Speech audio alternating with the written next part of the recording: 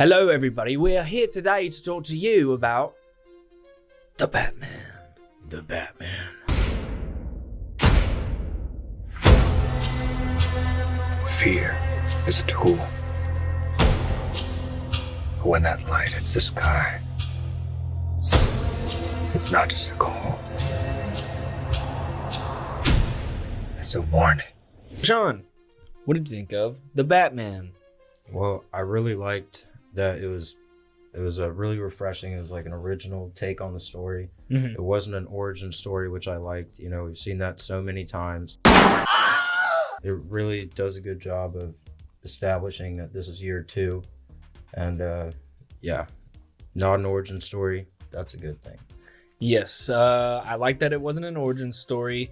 They did a great job of, like you said, refreshing the character of Batman and for refreshing the relationships that come with Batman, the Alfreds, the Gordons, the Catwomans, and making those all feel unique and fresh and very distinct, especially Gordon.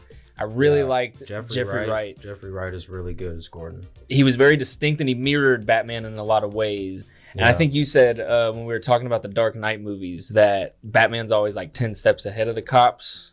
Yeah, he kind of just like does his thing and then calls Gordon to come clean his mess up, you know? The beginning of the movie really sets the tone for where this is going to go. You see the Riddler in the house being all creepy. Right after that very first scene, you see Gordon walking Batman to the crime scene. And that's something that we haven't really seen before, you know? Whenever Batman's at a crime scene, it's usually before the cops even get there or after they're gone. But you see Batman going in and actually, you know, being a detective and finding clues and shit, which is cool. And not even speaking, like, barely at all. Yeah, he's just observing. Yes, Pattinson's performance is very subtle, and it is by far my favorite Batman performance that we've gotten so far. His Bruce Wayne leaves a little more to be desired. We didn't get a lot of Bruce Wayne. And I get it because he does view himself as Batman, and that's explicitly, you know, showed throughout the movie. That was kind of what they were going for. Yeah, I get what they were going for. I guess it did its job in terms of I wanted more.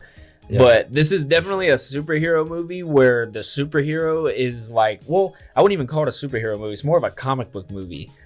I would compare it to like Logan in terms of taking a character in a new direction. What? Shut the fuck up! Well, I guess we should get into the plot, which is Riddler, as you are shown in the opening scene, he's going around killing corrupt government officials. Yeah. Which does not happen in real life at all. Yeah. There are no corrupt government officials. Not at all. No. Our government stands for the people. For the people. They are for the people. Yeah. You can really tell. We're in the money. We're in the money. We've got a lot of what it takes to get along.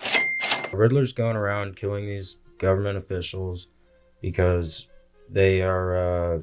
the whole thing about this movie, it kind of centers around Bruce's dad set up a renewal fund for the city. And when he got killed, all of that money just... It was supposed to go to the orphanage, right? Yeah, it was supposed to go to the orphanage, but nobody was paying attention to it, so it created like a power vacuum. Suck. Riddler, being an orphan, that's obviously his whole motivation for doing what he's doing. Mm-hmm. And that is a wonderful way to mirror Batman in a way we have not seen before, if I'm not mistaken, in a live action movie. It was a new way to refresh the character and characters of Batman. Definitely a different spin. It was like emo Batman locked in a room doing cocaine, listening to Nirvana. Which is in stark contrast to what emo Peter Parker is. We all know.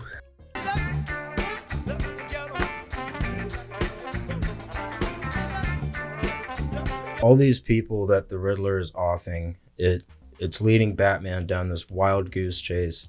It's almost like the Riddler is trying to show him something, you know, but just doing it extremely gruesome and Yes. fucked up way. Yeah, and all the riddles that he leaves for Batman, that was cool. I do think I saw something about some people complaining about the Riddler and this take on the Riddler, but I mean, like, what else do you want? Jim Carrey? Yeah, like, you want someone in a bright green spandex with question marks on it. Yeah, jumping and singing around. And I mean, it just works so perfectly for this story. This version of the character works perfectly for this story. Yeah, he was a lot like the Zodiac killer. Yeah, I can see that. Andy Serkis, like, you can't give him all the screen time. He's the butler, but Yeah. I definitely think that he could have done a lot more with more time. I mean, the time that he was in the movie was fantastic. Very impactful. I really liked his Alfred. Yes, I did as well. It was these performances were all just extremely different takes, the way they were written and the way they were performed. Matt Reeves did a great fucking job. Yeah, for sure. And all the actors were amazing. Like you can't list a bad performance in this movie. A lot of the performances are very subtle, some not so subtle. I guess we should talk about the Penguin, who also leaves more to be desired. Yeah, and they're doing that spin-off show, which if it has the same kind of dark, kind of energy to it as this movie, then I think it would be really good. Catwoman was kind of there also for plot convenience, but I mean, it made sense in the story. It's not a bad thing. You need someone to help the story along, and she definitely did that. Zoe Kravitz is a baddie too.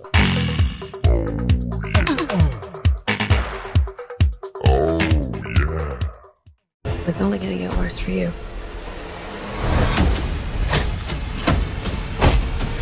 Whoa, take it easy, sweetheart. Hear everything they say, ain't you?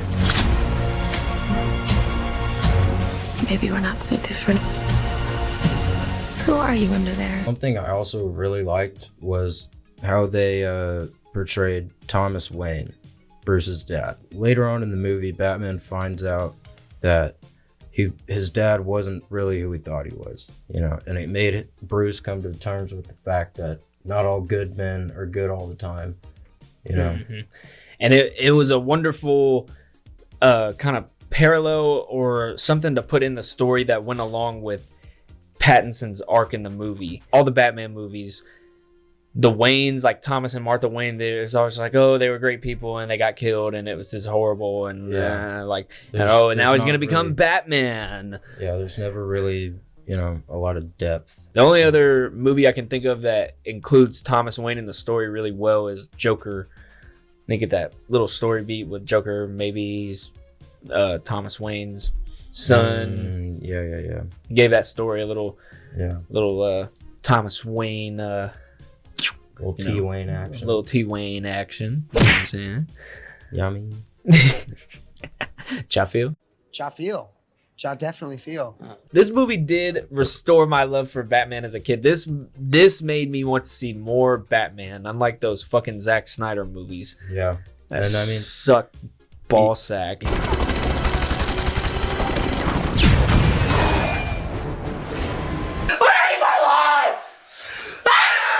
Really don't feel like you're watching a movie for 3 hours. You're fully drawn into the story, and I liked it better the second time I saw it. It's a movie that definitely benefits on rewatch because there's a lot of subtle things just in the corners. They made Gotham disgusting in this movie, and that's how it's supposed to be. Gotham was raw. Yeah. Gotham was raw. Oh yeah. You ain't ready for the streets of Gotham. Nah, unless you're Batman. Another thing I really liked in this movie was the Batcave. It wasn't as high end as in the Dark Knight and all those. It wasn't as tech driven. It seemed a lot more down in the dirt, like more like a workshop, Yes, than a Batcave. Because in this movie, Batman is an actual detective. He's doing detective-y things. I guess we should talk about the action too. The action was very subdued and it worked. Yeah. Because this is a very old-fashioned detective noir story. Yeah, it wasn't a whole bunch of like shaky camera 5-minute fights where you can't tell what's going on. Oh, The action was really clear, and it was like just quick and brutal. yes. Holds back on wide shots. See what the fuck is happening.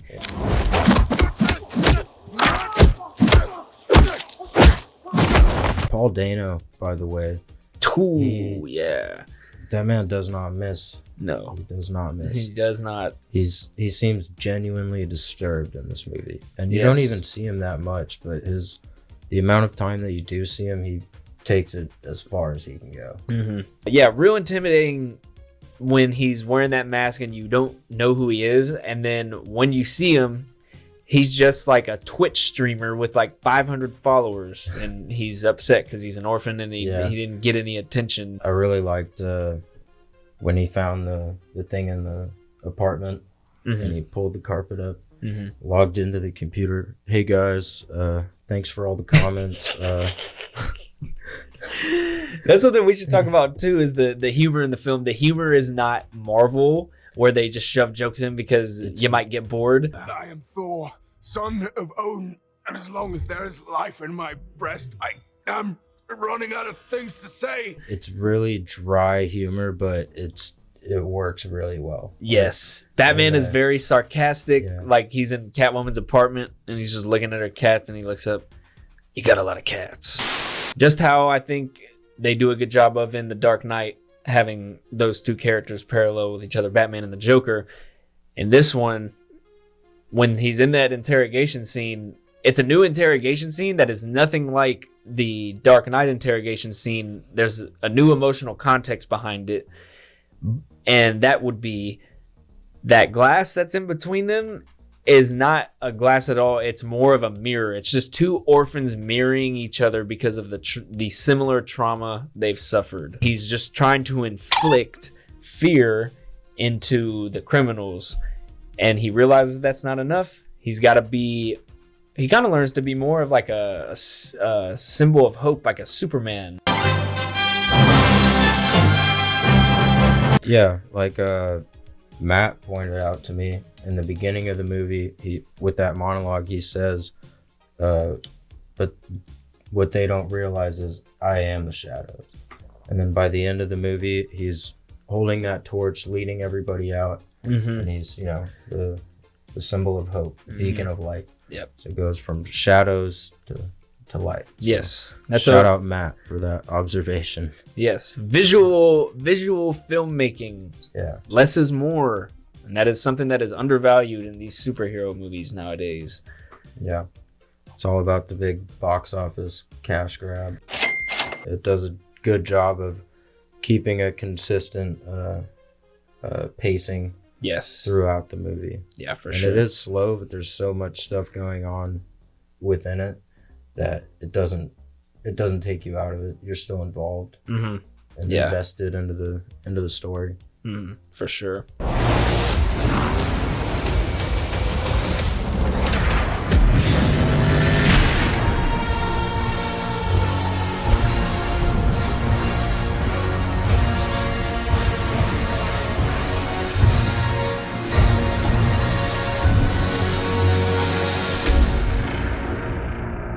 To wrap it up, I'd say we both liked the movie.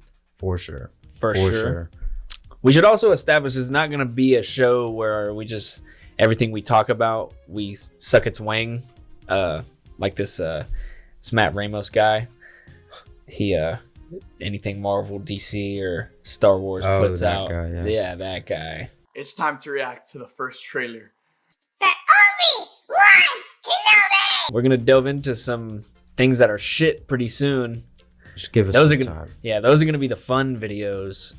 A lot of content coming out up in these summer months. We got Doctor Strange 2. We got Kenobi. We got Thor: Love and Thunder. Yeah. We're going to be busy. Oh, yeah. The Batman, if you haven't seen it, go see it. If you haven't seen it and you watch this video, I don't know what to tell you, but Yeah, what are you doing? yeah, you're weird, man.